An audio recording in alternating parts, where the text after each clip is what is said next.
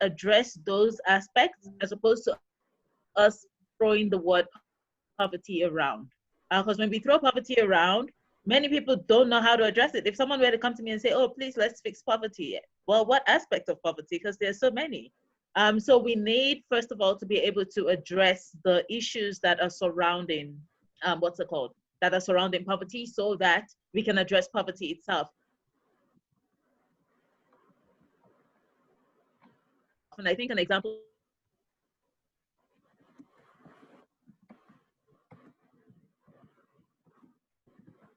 is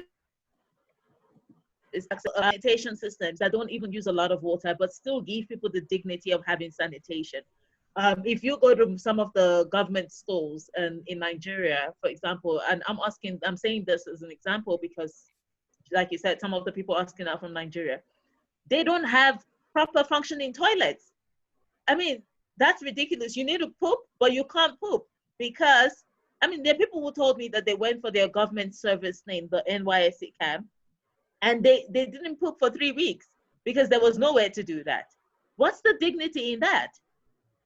What's the dignity in a life where, I mean, that is poverty itself. So I might be the daughter of the richest man, but now in that camp, I'm in poverty because my dignity has been taken away. Poverty is a lack of dignity. And how do we dignify people? We improve their standard of living. So we scientists, policymakers, decision makers, environmentalists need to be working together to dignify the spaces in which people live. Because by looking at it from the angle of dignifying where they live, we address the issue of environmental degradation. I can't live in a place where I don't know where to throw my trash. So I've accumulated trash in my house. There's nobody that comes to pick up the trash. Now I need to go look for some secret place where there's already a pile of trash mounted and then just go drop it there. But there are people who live there. It's not a landfill. So those people, I mean, even if they have beautiful houses and they have money to send their kids to school, are they still not in poverty? Because the condition in which they live in is not dignified. If I drive to a house like that and I see trash in front of the doorstep, I'm going to think, wow, what's going on with these guys over here? So poverty is so complex. And I feel like if we're going to relate it to environmental degradation, we must fix environmental degradation to fix poverty. Wow. That would be my... Yes, thank you so much, Demi. I really do appreciate this. Thank you. Thank you. This, if they had allowed us, this would have just ended it gladly here. So I'm really sorry about the break. Yes, but we can always because I recorded this. We can always share it to them and all. But we really loved you. We loved what Kolisa had to share. So we thank you. Please do share your slides with us. We will roll out an email and send it to them today and all. Thank you so much. Okay. Yes. So to everyone, yes. So we'll be designing more virtual summits as time goes by, and we'll be bringing in more seasoned professionals. It's a way of bringing them close to grassroots, bringing them close to young Africans that have deep-seated problems, deep-seated questions that they have to ask people like you, people like Kolisa, to share their perspective. So thank you so much for having us, and we really do appreciate this. Not to run much of your time, we'll be rounding up now. Yes, thank you so much, Kolisa. It's nice to meet you virtually. I wish I still was in Stellenbosch, but Johannesburg, you know, sort of dragged me away. Right.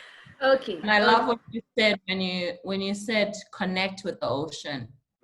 Actually, when you were talking about education and how we need to have children's books that talk to the kids and basically sell the ocean to the kids, that touched me because earlier this year I was talking to my supervisor, or was it last year? But we were at an Ocean Women lunch, and I told my supervisor that I actually want to write children's books about the ocean.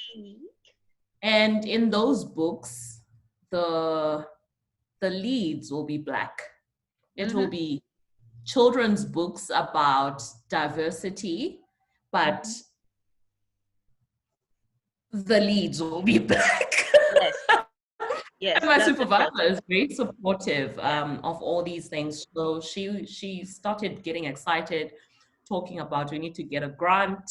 But I mean, I have to finish my PhD first, and this is my final year, so I need to get that done. But the education part is in the pipelines. I really would love to write these children's books. And it doesn't I would love to be your text reader. It doesn't matter who writes the books, because even if we all write these books, we'll all have different stories to tell. True. So I'm glad that came through in your talk. Thank you and so much, Jenny. I really appreciate it. Wow. Yeah. So thank you all. We will connect more, and yeah, we'll also keep in touch. All right. Yeah. So yeah, have a great day ahead, and happy World Oceans Day. Happy World Oceans Day, everyone. Yes. Okay. Bye. Yes. Thanks, Bye.